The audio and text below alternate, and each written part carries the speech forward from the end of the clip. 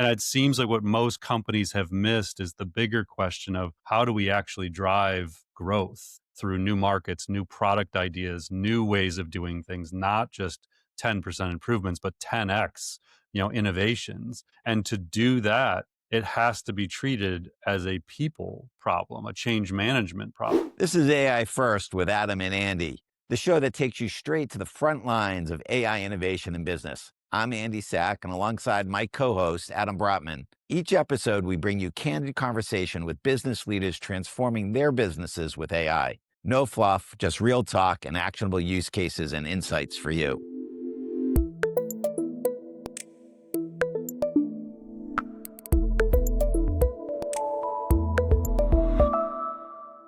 Welcome, everybody. Welcome, Paul. Welcome, Adam, where we have an exciting episode. Paul, please welcome Paul Roetzer.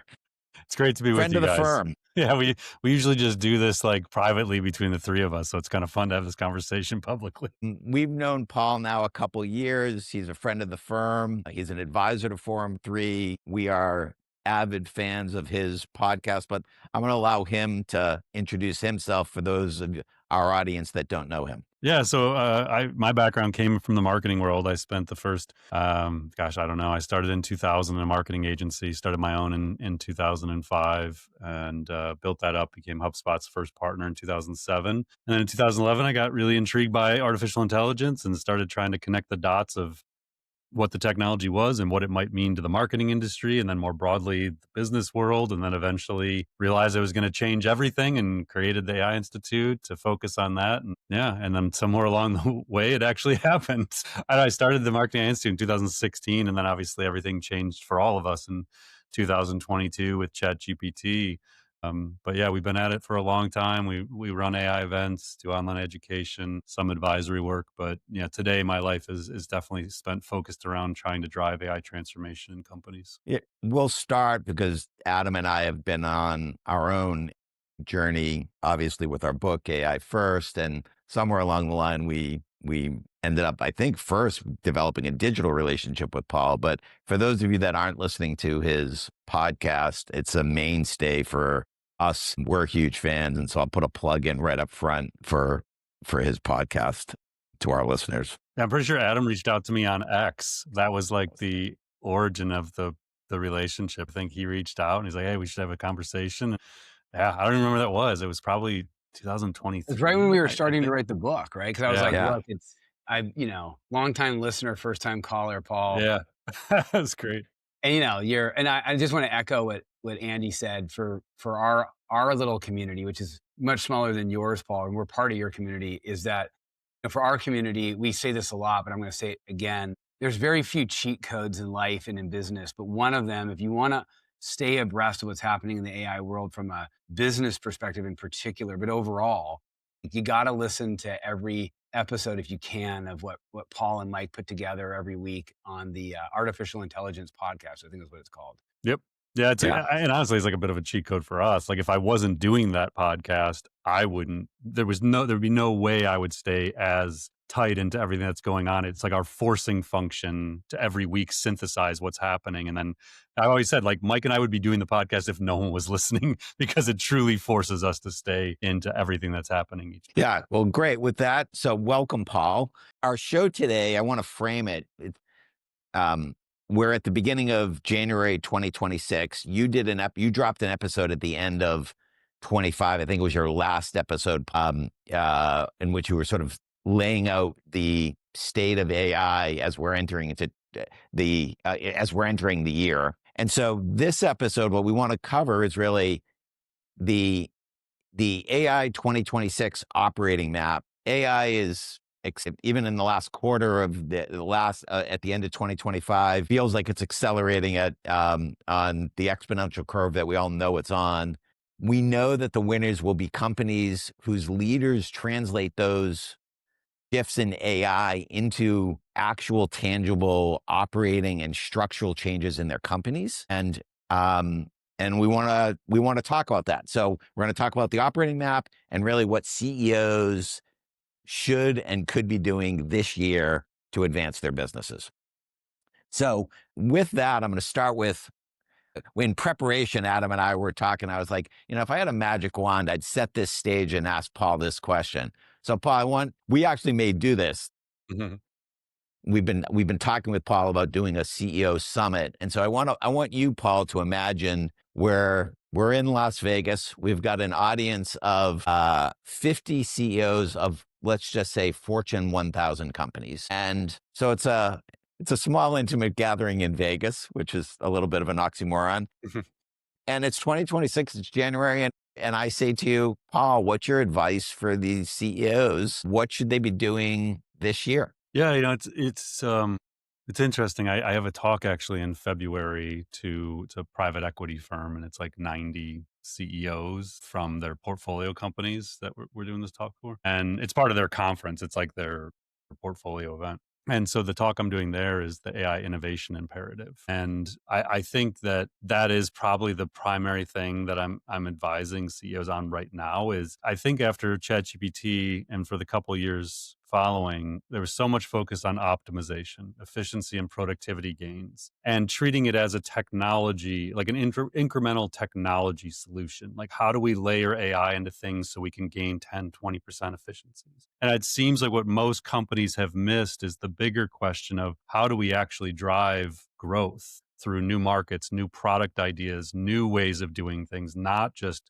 10% improvements, but X innovations. And to do that, it has to be treated as a people problem, a change management problem. Like, this isn't just go buy Copilot and give it to 10,000 people and think we've solved it. It's you have to do the hard work of holding their hands and like getting them to realize the value and getting the first few use cases and first few wins and then take it across the organization. And I know that's what you guys do all the time, like those conversations you're having too.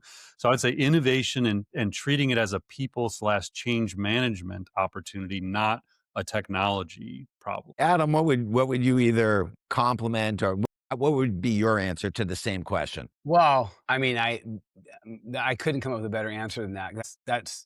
That is the answer, right? So, Mike, I have a question. It's a little bit of a cop out instead of Yeah. me answering it. But Paul, my follow up question, because Andy said to me, "What would be your one question?" And I would say, because I liked Andy's question, you just answered it well, and I'd be like, "What do you think the number one thing?" I'm sure there's a lot, but if you had to boil it down, Paul, what's the number one thing from getting in the way of companies doing what you just said and seeing in that?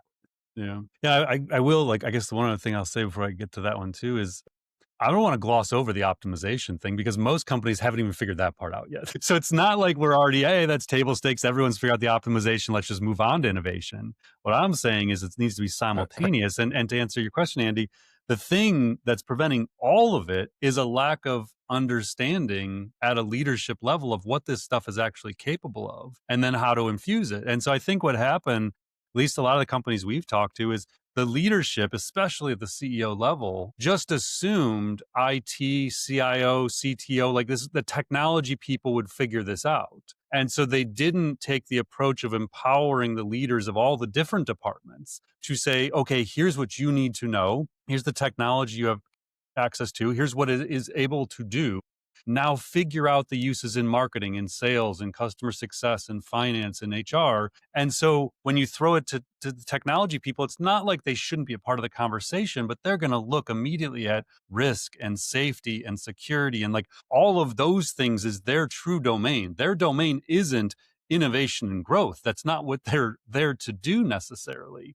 And so I think that's really the biggest challenge is this lack of awareness and understanding at multiple levels that have led to a lack of vision and execution to take advantage of what these things are capable of doing. Can you ground that in an example? Yeah, I mean, I think the story we all hear all the time is like everybody's buying the Copilot licenses or getting the Salesforce instances or getting Gemini or ChatGPT enterprise licenses, and they're buying by the thousands, and that's why these companies are growing with these tools, and they're just providing them to people. So I have those conversations all the time with friends who are in marketing or sales or customer success. And they're like, yeah, I have a Copilot license. I have no idea what to do with it. It summarizes my meetings for me. I use it to reply to my emails sometimes. It's like, okay, have you ever built your own Copilot? Have you ever built a custom GPT to like help you do your job? And they just stare at you like, what even is that? How would I even do that?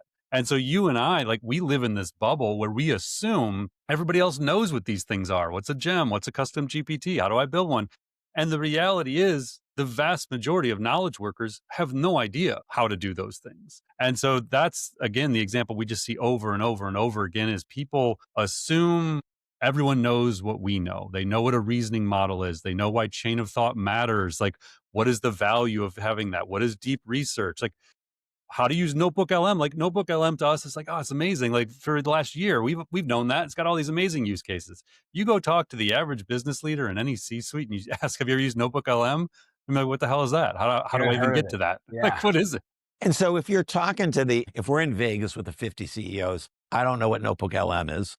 Mhm. Playing one of the CEOs. It's 2026. I get AI is critical. What do I do? I'm always a big believer. You just have to show them a use case that is relevant to their life. So if it's a publicly traded CEO, pre-build a NotebookLM that has the earnings call transcripts from their top 3 competitors for the last 2 years, and have it run an analysis on them. Have it build a 10-minute podcast talking about key takeaways from Q4 data. Like, just do the thing where they're like, I had no idea I could do that. That is something I spend 20 hours a month doing. Or here's the challenge I have. So, like, the one I love to do for CEOs, and actually I talk about on episode 189 of our podcast, is a project I did over holiday break using my co-CEO GPT that I built. And again, I have no programming ability. I'm not a coder. I've never written a computer program in my life, but with a simple prompt and some knowledge base about our business, I built a custom GPT that functions as my co-CEO. And so as I'm thinking about our growth plans, I have finance questions, legal questions, HR questions.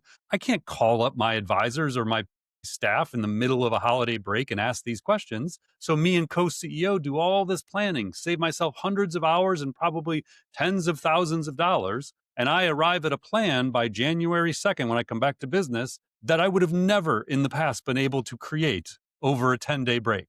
And so I look at these really tangible things. And I think that anyone who's leading transformation or advising on transformation, you just have to know what are the pain points for these CEOs and then show them how AI can help solve those pain points. Yeah, great. Adam, anything you want to add? No, I mean, it's, you just said, Paul, that advice about showing them. I think it's like Andy and I have this mantra that Andy started about show, don't tell, show, don't tell. Like and in fact, I hope I'm not speaking out of school, but we recorded this thing right before the holidays. Andy and I did. It's supposed to go on this pretty largely distributed platform where they're like, okay, Adam and Andy, this is, you get 2 40-minute episodes to like boil everything down.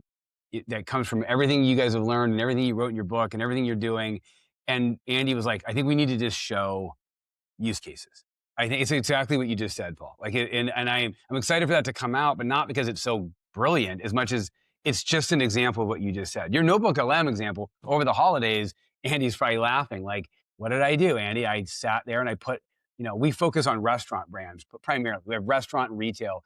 I took the last earnings transcript of every restaurant brand that it was like 19 of them, threw them into NotebookLM and basically said, I want to talk about the consumer. What can you glean? By the way, it is now Gemini 3, I believe, under the hood of NotebookLM. They just switched it from 2.5.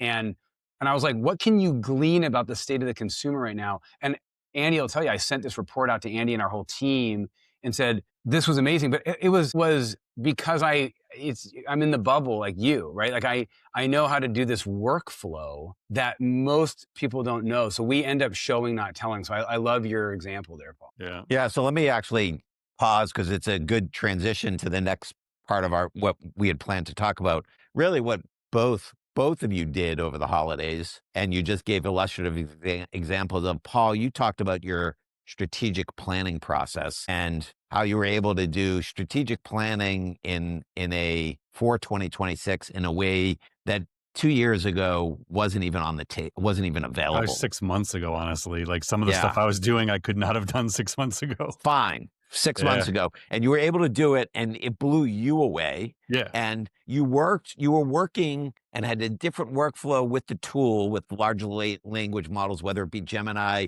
or Claude or OpenAI, in a different way to do your strategic planning. And then Adam, over the holidays, like, you zoomed through what you did, but it's actually a really good illustrative example, which is why I'm highlighting it, which is you took the 19 public restaurant companies and put them into NotebookLM. So you knew what the tool was and you knew how to use it. And you did a state of the customer analysis based on 19 data points and financial results from publicly traded restaurant companies. And you did that for fun while hanging out with your wife and daughter and around the Hanukkah candles and Christmas tree. You would not have done that last Christmas. No. I mean, I was playing with NotebookLM last Christmas, but last Christmas, this is how fast things are moving. Reasoning models, because of deep research, were maybe on my radar. I don't even know if they were by last Christmas. It was probably not. I mean, they just come out in September. 01 came out September of 24. Yeah, so it was just like brand new. Yeah, so like but yes, Andy, to your point, like the advanced workflow that Paul and I both talked about, which by the way, anybody can do. I'm not a coder either. Like it's all in just natural language, right? But it is advanced. It is, I mean, it's semi-advanced. It's not advanced as in it's beyond the reach of the average executive or leader, but it's beyond how 90% of people are using AI today.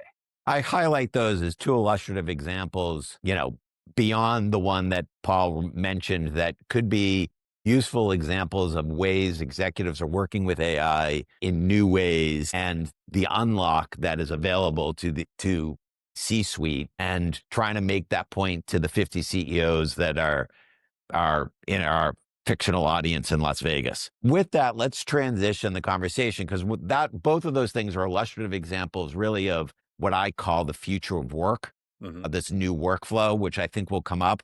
But let's talk about the 2026 AI operating map. And Paul, I'm going to turn it to you to talk about, because you highlighted this. This is familiar territory, should be familiar because it was just covered in your last episode. Like, let's start with let me start with Paul and then go to Adam. Sort of what is the state of AI in enterprise as we enter 26? I think more organizations are trying to look at how do we actually scale this across all departments into all workflows? How do we solve for its impact on organizational structure and staffing plans? The thing that happened kind of mid to late 2025 was a lot of more CEOs talking publicly about the expectation of efficiency gains from AI. So as AI got more agentic, as it got more reliable, there was people like Andy Jassy at Amazon. We're like, hey, we expect fewer humans. Like, we're just going to come straight up and say, like, we think we're going to become much more efficient as an organization. And so that was what you saw a lot of CEOs starting to say in earnings calls when they were being asked about it. And then just like in employee memos, they were just addressing the fact that we're heading in this direction. But at that time, agents weren't reliable. They're not fully autonomous. And so I think there was a bit of a misalignment of what an AI agent is and was at that time, and what it's going to become, or what we think they're going to become. And so that's probably the first part of it, is agents kind of becoming more real. There was a lot over holiday break.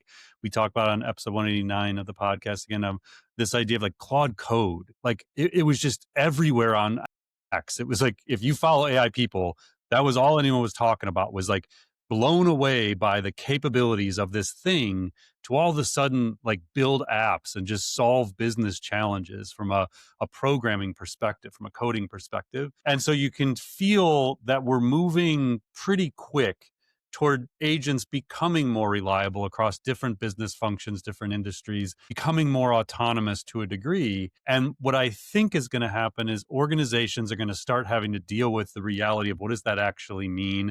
How do we manage that? We just saw a pullback from Salesforce, actually. So again, like we see it, like we're getting better and better, more reliable. But then you have Salesforce basically saying large language models aren't reliable enough yet. So we're going to actually go in there and start doing some more deterministic programming of the agents and the workflows. And so I feel like we're going to go through a very messy 12 to 24 month period where these agents still can't be autonomous, they can't be reliable, and yet SaaS companies are infusing them into their software as though they are already autonomous and reliable. And then they find out they're not. And there's this miseducation of consumers, misexpectations when you buy the products.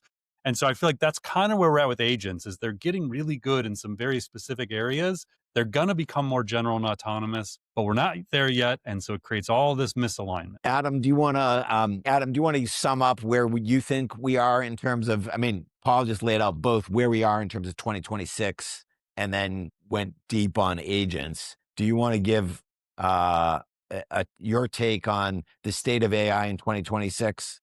Yeah, I would say I really like Paul's main point of this topic of productivity or this word ROI. I'm sure Paul saw this as well because I think our algorithms on Twitter or X are very similar. I saw that I started listening to your latest 189 episode, and I would say that I don't know. It reminds me, Paul. I'm sure you saw Aaron Levy's wrote this really neat like blog post. I guess it was Yeah, we talked talking about it. about it also got a lot of airtime, right? About on Twitter about too many people in the enterprise. So I'm answering your question, Andy, bring it back to your question. They're thinking about ROI and they're too focused on the R and not realizing how little the investment really is in the I. It's like, first of all, the I is $25 a month per head, maybe 100, depending on how you use it and depending on what kind of plan you're on and what functions are mostly using it. But it's not like your typical SaaS software expense. The I is actually more investment of mind share, of company time to get educated, to do the right governance. Like that's the I, but that's not how most enterprises are still thinking about it. They're still thinking about like, how can I like reduce expenses or get more from existing people? And, and I think that Paul is also right when he mentioned technology. Like there's still this sort of muscle memory in every organization to let's just give this to tech and ask tech to handle it for us. And I think, so the state of the union is, I do feel like it's this really unevenly distributed situation where CEOs are more aware of the power of AI. Their teams are using it. More of them have like either authorized or unauthorized sort of workflows that they're using way more than a year ago. Like you go now and you talk to a company, and Paul, I don't know if you've had this experience, and they're all sort of using it or not or whatever, but it's like for like level 1 workflow usage. And they're probably using like, without naming any names or calling anybody out too much, like they're using like not probably the right platform for what they should be doing. And they're not using it correctly, even if they have the right platform. They're on auto mode. I can't tell you, just side note, how many times I talk to clients and they're like, I tried to do your more advanced, workflow and I got this, crappy answer. And I'm like, what model do you use? And they're like, GPT 5.2. And I said, no, but like which model, which version of 3.2? And they're like, no, I always just use auto. And I'm like, you see these insanely bad sometimes answers that come out of auto when they're trying to do a more advanced workflow. So I think to sum it up, I think the state of the union is this really, compared to a year ago in enterprise, this very chaotic almost moment where people understand the power of it. They're starting to use it more than they were before, but they're not taking the time to like take, get educated through the kind of classes that you can get through Paul's company, for example. Like they're not getting themselves proficient enough. And so I actually think there's a bit of almost like cognitive dissonance happening in the enterprise right now that it will get cleared up. And I'll say one last thing on that, which is that as you were describing the state of the industry, I had this image in my head of this almost muddy situation for a lot of enterprises because they're like, is it about productivity? Is it about growth and innovation? Is it about my learning how to use these tools, or is it about agents? I keep hearing about these agents. And the answer to it is yes to all of that. And I think that's making change management really hard in the enterprise. And it's a long-winded way of answering. I think when you have all those things going on, plus the fear of losing your job and whatever, I think it makes change management really hard. One thing just real quick, I'll add to that I was thinking as you were saying it is, I feel like 2024 and 2025 was, well, we better go buy some licenses for a Gen AI platform and start doing something because they're asking about it on earnings calls and my peers are doing it. And like, we got to do something. It doesn't matter what the budget is, just go spend the money, $25 a head and go get the thing. And then as 2025 starts kind of winding down, the ROI question starts coming. It's like, what are we really getting out of these Gen AI platforms? We spent $2 million last year on ChatGPT licenses or Copilot. Like, what did we get out of that? Is it really working? And it's almost the wrong question to be asking, because the answer might be, we don't know. It's not really clear what the ROI is. When the underlying question is, well, did you train anybody how to use it? Like, okay, yes, you spent 2 million on tools, and yes, you gave them to your employees and utilization rate is low, but did you actually teach them what use cases to apply them to or prioritize based on the potential return? And in most enterprises, the answer is no, we didn't do any of that. Tell me if I got this right, Paul. At 24 and 25, people had to just get off the snide and be like, let's buy some licenses. Let's be able to answer questions to the board and the CEO that we're doing something. We're doing something, exactly. Now everyone's sort of in this spot where they haven't been trained, haven't slowed down to actually understand how to set themselves up and go through the right change management, go through the right learning curve so they can actually use it properly. Yeah, and I think So one of the tricks is ROI became, well, we can just get rid of some people. So like the shortest answer from a publicly traded company or a VC-backed company or a PE-owned company is, well, what's the ROI for all this money you're spending on generative AI? Well, we don't think we need as many people, so let's reduce the workforce 10%. Now, even if you don't admit that's why you did it, it now at least answers the ROI question. So we did the AI stuff because everybody was doing it, we had to. Now we got to show some return. Well, the easiest way to show return when you haven't actually done the change management work is just get rid of some people and then tell Wall Street you were able to reduce headcount. It's like, oh, great. Okay. Stock price is up 4%. And like now we bought ourselves another 3 months to figure out the actual ROI of this thing. So let's talk some more about, we started to go down the path, high level operating plan of 2026, State of the Union in the enterprise. We got into agents. We've now jumped into change management. I want to give Paul, is there anything else that you want to highlight from 2026? At a high level, I think the most important thing from a C-suite perspective is you can't build your organizational staffing plans, budgeting, strategy based on what today's models are capable of. Because one, your team probably doesn't actually fully understand even what today's models are capable of. As we've already talked about, you're probably utilizing 10% of the capabilities as a company right now. But there's a lot of advancements being made. The models are getting smarter, more generally capable very quickly. Every 3 to 6 months, there's not a full reset, but definitely got to revisit what's going on. And so as a CEO, when you're making plans for this year, and certainly when you're looking out, 2 to 3 years, you've got to have some mechanism to be staying at the frontier of what these models are going to be capable of in 6 to 12 months. As a CEO myself, we're in a scale up mode where we're going to be hiring. And I am actively trying to assess every role and saying, do I need this role in 12 months before I make the hire? And I think a lot of CEOs are going to do that with their existing teams. But think about it. Does your HR team know to do that? Like, is your HR team trained on what the models are capable of, what agents are going to be able to do? If the answer is no, then how in the world are you going to properly staff the company? Stuff like that. So I think where the models are truly and where they're going to go is like fundamental knowledge that most leadership teams don't have. So I guess I'll turn it to you, Adam. Like in terms of translating the 2026 operating model into CEO execution, like what's your guidance for our virtual fictional CEO summit? What do you have to say to them about what they should be, their execution for the enterprise? I would say, building on what Paul just said about you need a way, like Paul just described almost a paradox, and you need a way out of that paradox. The paradox is you're not even currently fully up to speed, either as a CEO or as a C-suite or as an organization, about what these models are capable of, and they're about to get better in 3 months from now. And so what do you do? Like, how do you break out of that? You need a way to both stay abreast, but make sure the organization is sort of surfing that right. We've always said, and I say this to CEOs with you, Andy, all the time, like you need to literally or figuratively create a function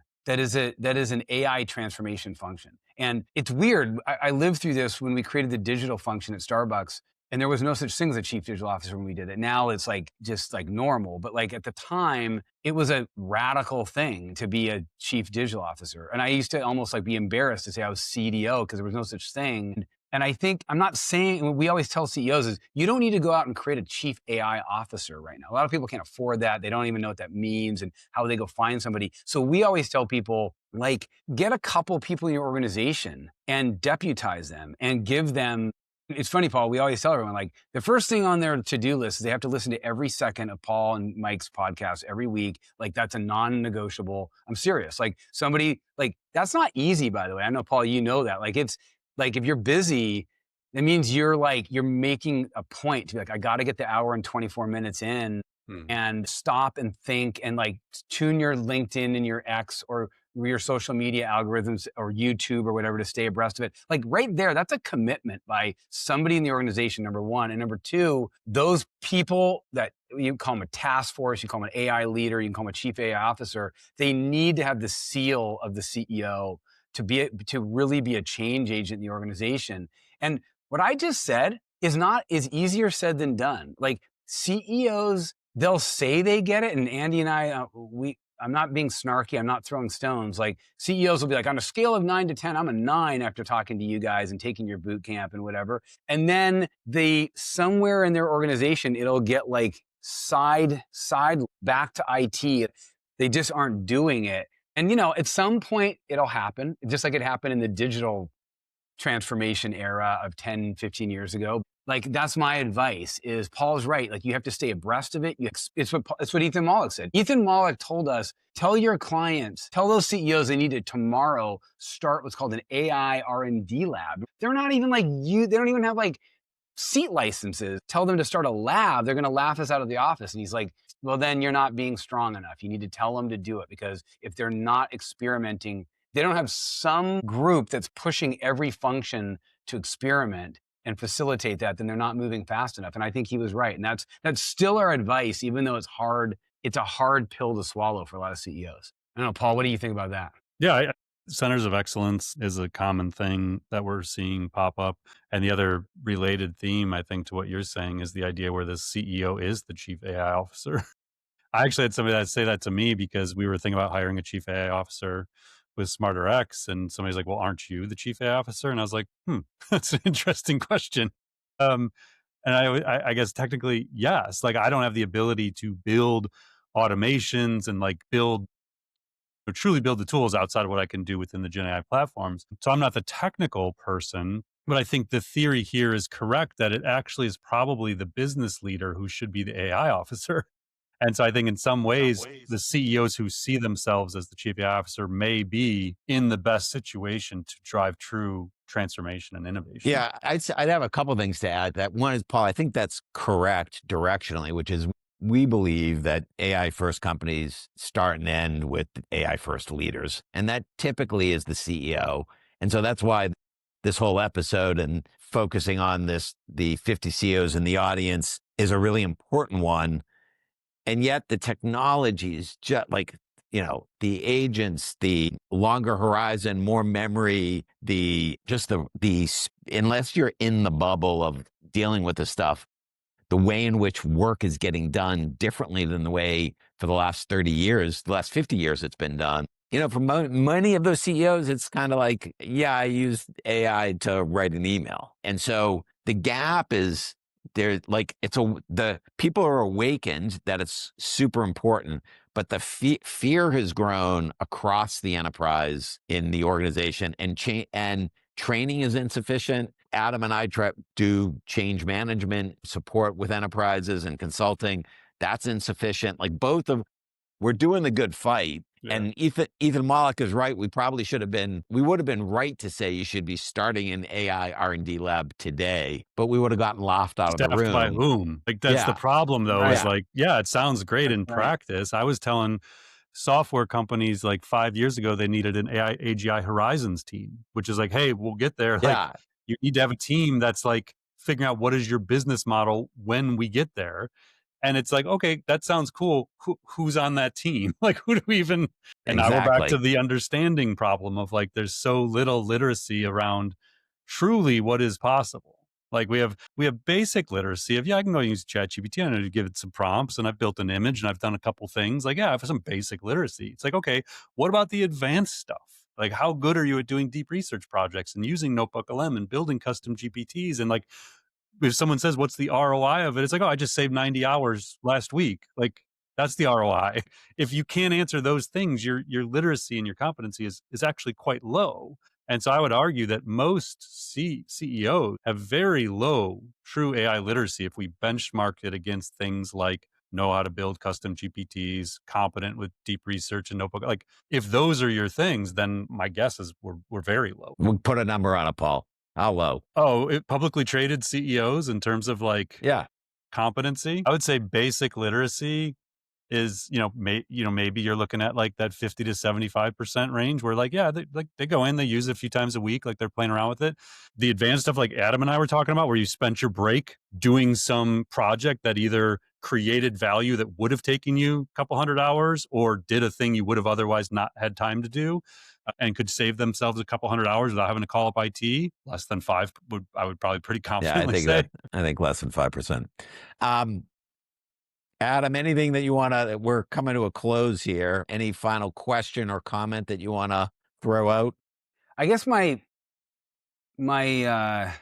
last kind of comment / question for Paul, I'd love to get Paul your thoughts of this, is like, you've got this combination of things that are complicated and moving very fast that are contributing to CEOs and other leaders being at that 5% when, when it's like our collective mission between your company and our company and our teams are like, we want to get them to that. We want to get these folks to that next level. I just want to end by asking you about the concept of agents. We haven't talked, I mean, it's a big topic. It was like a huge topic. Like, do you feel like if you could have teams focus on something, would it be just getting educated and don't worry about agents and don't worry about, that topic? Or do you feel like, no, you can't, there's no shortcut. You gotta walk and chew gum at the same time? And is agents like a really important topic for business leaders to get their head out around in January of 2026? I think the agent things for most people is just going to happen organically. They're going to be built into the systems. You can already go in and turn on agent mode in ChatGPT. I think, Google Gemini is starting to infuse agents right into like Gmail and calendars and things like that. So you're going to have these like base level agents, which just is going to become secondary to people, I think, to use. It's like, oh yeah, whatever you want to call it. I just turn on this workflow that does these 7 steps for me to achieve this goal. Like, it's basically what an agent is. It's just like, but there's varying degrees of autonomy of these agents. The thing I would say is, we generally guide people, just get really, really good at your platform of choice. So if it's Microsoft Copilot, great. If it's Salesforce you live in because you're a sales executive, it's fine. Google Gemini, ChatGPT, like those are going to be the primary one that most people would use. Get really good at it. Use it every day. It's like anything else. Like, you gotta keep the muscle memory building. Like, you've gotta be in there trying it for different things for yourself and for your business. But you need to have go-to reasons to try it. Like, Mike and I talk a lot about this internally. When a new model comes out, so let's say you're a big ChatGPT enterprise user and you've got 3 or 4 use cases as a CEO that you're saving 10 hours a week on and you're loving the thing. And then a new model comes out or a new capability comes out as part of ChatGPT. And you're like, I don't even know what the use cases are for this. Like, I don't even know how to test that thing. And so that's what you run up against, is the ability to even know, does the new innovation matter to you? Like, is it something relevant? But I think at a high level, if you just focus on getting really good at your Gen AI platform of choice, you understand the feature set within it, you've got some go-to use cases and prompts you can use to do the different things it enables, like a deep research and standard deep or like thinking version of it, you're going to get more value than most of your peers. You don't have to know all the latest startups and all the new models and, how to use Claude Code because everybody's talking about this week. Like, there's a good chance it's just not that relevant to you. But what is relevant is knowing what the models are capable of, having your go-to use cases that you can save time or drive innovation or growth with, and then like empower your team to go find those same things for themselves. Like, if you just do those things as a leader, I think you're going to get pretty far. Great. So with that, I want to do one round robin. We're going to start with Adam. Adam, give a sentence, max 2 sentences of what you want CEOs to remember from this conversation in this episode? What stood out for you? I would pull up the quote from Paul at the beginning of this episode when he was standing, figuratively speaking, in front of the 50 Fortune 1000 CEOs in Las Vegas. And he said, stop thinking of this as a tech implementation and an ROI exercise, and start thinking about this as a people change management future of work exercise. Awesome. Paul, how about you? What single sentence or two would you want CEOs to remember from this conversation? Yeah, the thing I said in my Macon keynote this year that I'll just reiterate here is optimization is 10% thinking, innovation is 10x thinking. And if I'm the CEO, I would rather 10x thinking. I want to be looking at Gen AI as an innovation and growth platform, not a reduce my people and do things faster platform. I'll answer the same question for me. AI first companies start and end with AI first leaders. I think I said that actually.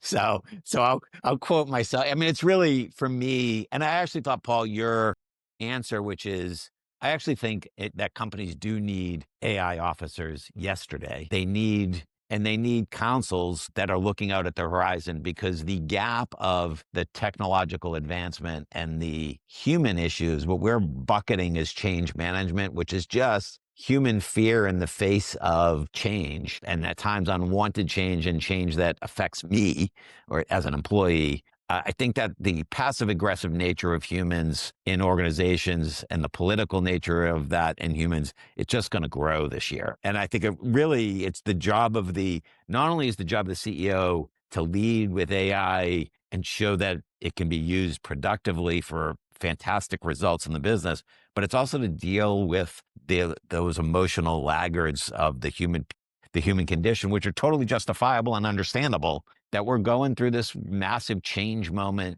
in the world. And I think that's scary to people. So that the job of the AI officer is also to deal with those human pieces. So onward into 26. Paul, with that, I want to thank the audience, but Paul, thank you for coming on. You've been a great friend of the firm. I'm booking it now. We're going to do this again next year. All right, let's do it. So, and we'll continue to listen. Thanks, Paul. With that, thanks to the audience for listening to AI First with Adam and Andy. For more resources on how to become AI First, you can visit our website, www.form3.com, download case studies, research briefing, executive summaries, and join our email list. We also invite you to join our AI First community, curated hub and network for leaders turning AI hype into action. We truly believe you can't overinvest in AI learning. Onward.